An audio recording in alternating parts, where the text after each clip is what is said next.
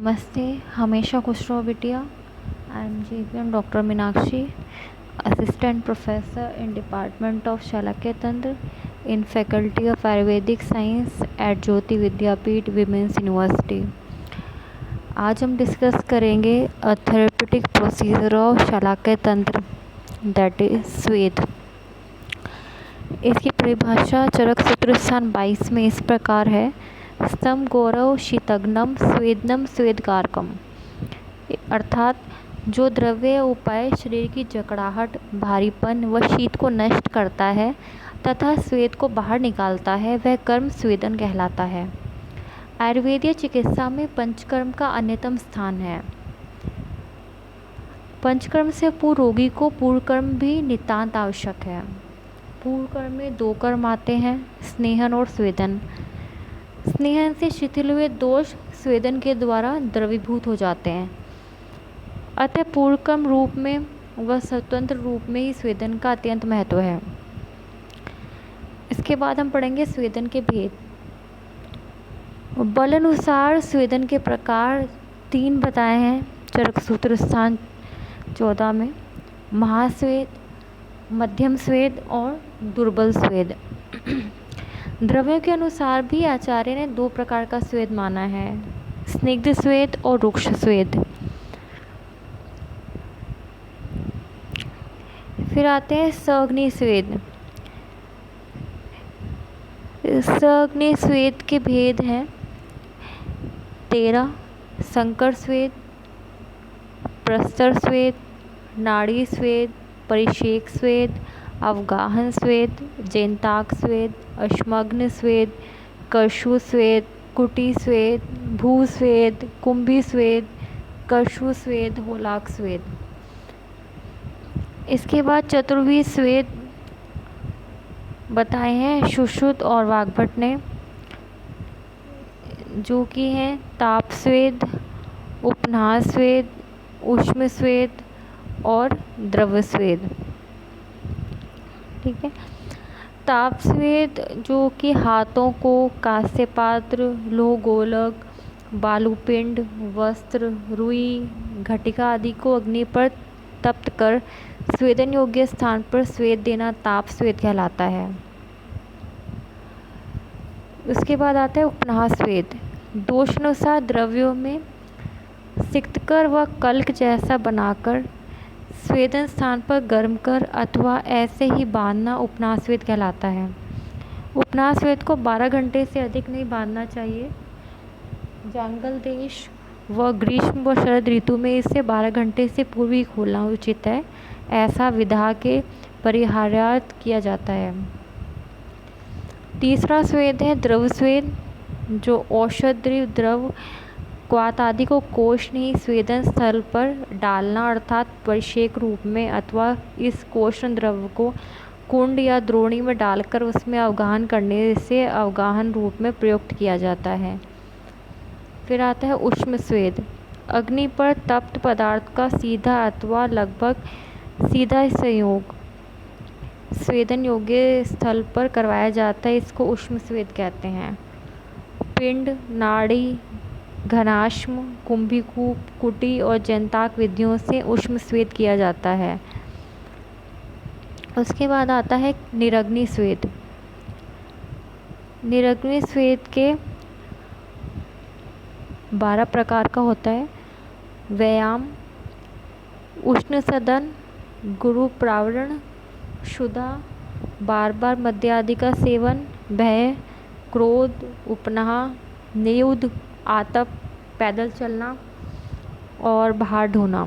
आचार्य सुश्रुत ने इनमें से मद्य व उपनाह व भय, भार उठाना इनकी गणना ना करके अधु व भार उठाना सम्मिलित किया है। ऊर्ध्वजत्रुगत रोगों में स्वेदन के लिए ताप स्वेद का प्रयोग किया जाता है। रोग आक्रांत प्रदेश का अग्नि पर हाथों को गर्म कर सेक किया जाता है। हाथों के अतिरिक्त वस्त्र का भी प्रयोग स्वेदन के लिए किया जाता है। वस्त्र को भी उष्ण कर प्रभावित स्थान का स्वेदन किया जाता है। इस विधि के द्वारा स्वेदन करने में अधिक समय लगता है, अतः नाड़ी स्वेद का प्रयोग भी किया जाता है, क्योंकि इस विधि के द्वारा शीघ्र स्वेदन हो जाता है। फिर दोष भेद से स्वेद विधान। कफ जनित रोगों में ताप स्वेद एवं उष्ण स्वेद, साग्नि स्वेद का प्रयोग करें। उपनाह स्वेद यानी निरग्नि स्वेद में बंधन किया जाता है। इसका प्रयोग पित्तयुक्त वायु या कफ के विकारों में किया जाता है। शुद्ध वात जनित रोगावस्था में द्रव स्वेद करना चाहिए। ऊर्ध्व जत्रुगत विकारों में सअग्नि व निरग्नि दोनों ही प्रकार का स्वेद करणीय है, तथा नेत्र रोगों में नेत्र रक्षा करते हुए ताप, द्रव, नाड़ी या वाष्प, पिंड प्रकार का स्वेद प्रयोग बताया गया है। मुख रोगों में वाष्प या नाड़ी ताप स्वेद, कर्ण रोगों में ताप व नाड़ी स्वेद, नासा रोगों में गुरुप्रावरण, उष्ण सदन, नाड़ी या वाष्प स्वेद, जबकि शिरो रोगों में इसके अतिरिक्त पिंड, उपनाह, परिषेक प्रकार से स्वेद किया जाता है। मन्यग्रीवा आदि रोगों में पिंड, ताप, द्रव, वाष्प आदि स्वेद प्रकारों का विधान है। आगे प्रत्येक प्रयोगों का विधान निर्दिष्ट है। स्वेदन का निर्देश किन किन रोगों में किया जाता है? प्रतिशाय, कास, हिक्का, श्वास, कफ के द्वारा स्रोतों के भर जाने से जिनका शरीर गुरु हुआ है, कर्ण व मन्याशूल, शिरशूल, स्वरभेद, गलग्रह, अर्दित, एकांगवात, सर्वांगवात, पक्षाघात, विनामक, कोष्ठाना, विबंध, मूत्राघात, विशेष जम्भाई होना, पार्श्वग्रह, पृष्ठग्रह, कटिग्रह, कुक्षिग्रह, गृध्रसी, मूत्रकृच, अंडकोश वृद्धि, अंगमर्द, पाद, जानु, उरु व जंघा में शूल, शोथ, खली रोग, आमदोष, शीतजन्य रोग, कंपवात, वातकंटक, अंगों का संकोच, वात, सर्वांगशूल, अंगों में स्तंभन, गुरुत्व व शून्यता, इनमें सब में स्वेदन का निर्देश है। फिर आता है मुख रोग चिकित्सा में स्वेदन उपक्रम का विधान।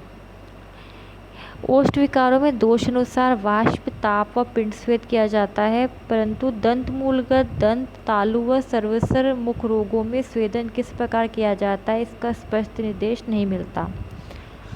वाष्प अथवा नाड़ी स्वेद ही उपयुक्त प्रतीत होता है व इसके अतिरिक्त कोष्ण द्रव से कवल गंडूष करके भी स्वेदन किया जा सकता है। वातजोष रोग की चिकित्सा में स्वेद अर्थात स्निग्ध द्रव्यों का प्रयोग नाड़ी स्वेद में किया गया है। कफजोष रोग में भी धूम व कवल के साथ स्वेदन कल्प का निर्देश किया जाता है, अतः रुक्ष द्रव्यों से स्वेदन करना चाहिए। मेदोजोष रोग की चिकित्सा में भी शोधन पूर्व स्वेदन का प्रयोग करने का विधान आप्त आचार्यों द्वारा किया गया है। आचार्य ने शीतदंत रोग में स्वेदन करके लेखन कर्म करने का निर्देश किया है। कृमिदंत रोग में भी आचार्य ने स्वेदन का विधान किया है। और दंत शूल में अर्क के दूध में मकोए का रस मिलाकर स्वेदन करने से दांतों का हिलना अवश्य बंद हो जाता है। तालुशोष रोग की चिकित्सा के लिए भी स्वेदन का निर्देश किया गया है।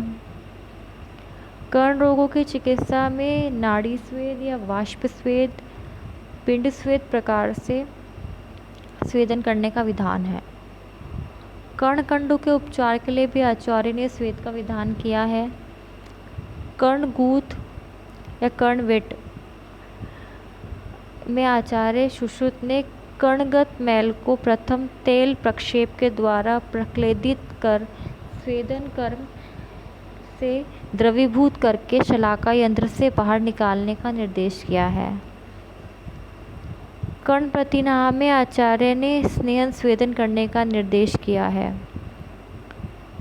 कर्णशूल के रोगी को वातनाशक द्रव्यों की युक्त स्नेह से स्नेहन कर स्वेदित करें, पश्चात नाड़ी स्वेद तथा पिंड स्वेद से पुनः कर्ण प्रदेश को स्वेदित करें। कर्णशूल में नाड़ी स्वेद उपयोगी द्रव्य होते हैं बिल्व, एरंड, अर्क, पुनर्नवा, कैंत, धतूरा, शिग्रू, वस्तगंधा, अश्वगंधा, अरणी, यवेणु। उपर्युक्त द्रव्यों को यव कूटकर कांजी में पकाकर दिया गया स्वेद कफ और वात से उत्पन्न कर्णशूल को नष्ट करता है। कर्णशूल से उपयोगी जांगम द्रव्य होते हैं मत्स्य, कुक्कुट और लाव। इन प्राणियों के मांस या मांस से बनाए क्वास से या दूध से पिंड स्वेद करने पर कर्णशूल नष्ट होता है। फिर है कर्णपाली संशोषण। इसके लिए यत्नपूर्वक स्वेदन करना चाहिए, पश्चात धीरे धीरे कर्णपाली का संवर्धन करना चाहिए। वातज कर्णशूल में मांसरस का भोजन करके वातग्न द्रव्यों से सिद्ध घृत रात को पिएं और कान का स्वेदन करें। कफज कर्णशूल में वमन के पश्चात धूमनस्य, गंडूष व स्वेद का प्रयोग करें। आचार्य सुश्रुत ने शौथु भ्रष्टु रोग में स्वेद का प्रयोग करने का निर्देश किया है। दीप्त रोग में शिर में अल्प स्वेदन का विधान है। वातज प्रतिशाय में स्वेद व नस्य द्वारा चिकित्सा करें। कफज प्रतिशाय में दोष पाकात घी का सिर में लेप करने के बाद स्वेदन और परिषेक करें। सब प्रकार के प्रतिशायों में सबसे प्रथम वात रहित गृह में आवास करें व स्नेहन स्वेदन आदि का प्रयोग करें। 9 प्रतिशाय को छोड़कर सब प्रतिशायों में घृतपान करवाने के पश्चात स्वेदन करवाना चाहिए। अपक्व प्रतिशाय को पकाने के लिए अम्ल पदार्थों से स्वेदन करना चाहिए। शिर में स्नेहन व स्वेदन कर्म करने के पश्चात नस्यादि द्वारा प्रतिशाय की दोषानुसार चिकित्सा करें। और अपीनस और पूतिनस्य रोग में सर्वप्रथम स्नेहन व स्वेदन कराना चाहिए। तो इस प्रकार से स्वेदन का विधान शालाक्य तंत्र में किया गया है। आज का सेशन यहीं कंप्लीट होता है। This session is powered by digital version 2.0 Jyoti Vidyapeeth women's University. I hope you are satisfied with my digital session. If you have any query, please mention in the comment box. I will resolve it soon. Thank you so much.